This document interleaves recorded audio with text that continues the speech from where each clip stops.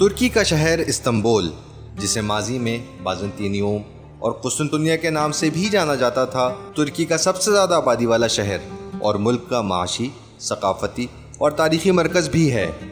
Istanbul, جو بحیرہ مرمرا اور بحیرہ اسود کے درمیان آبنائے باسفورس کے دونوں کناروں پر واقع ہے، اس کا تجارتی اور تاریخی مرکز یورپ کی جانب، جبکہ آبادی کا 1/3 حصہ آبنائے باسفورس کے ایشیائی کنارے کے مضافاتی علاقوں میں رہتا ہے۔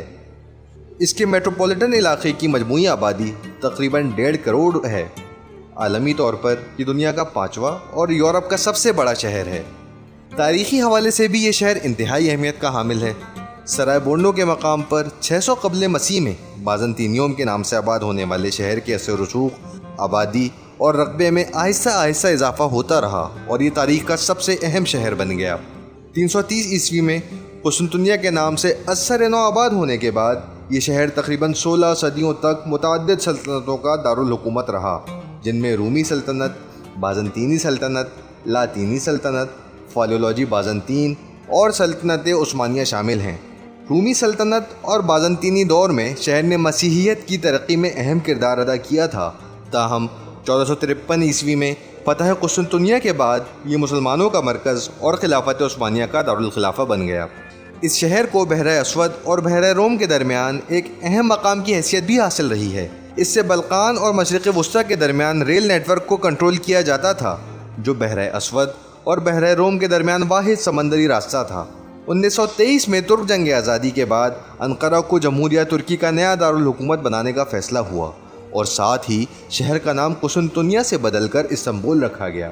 شہر نے جغرافیائی، سیاسی اور ثقافتی معاملات میں اپنی اہمیت کو اب تک برقرار رکھا ہوا ہے۔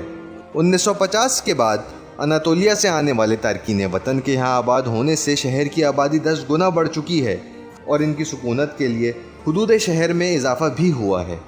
19ویں صدی کے اواخر میں یہاں پر فنون لطیفہ، موسیقی، فلم اور ثقافتی میلوں کا انعقاد شروع ہوا اور آج بھی یہ شہر ان کی میزبانی کر رہا ہے۔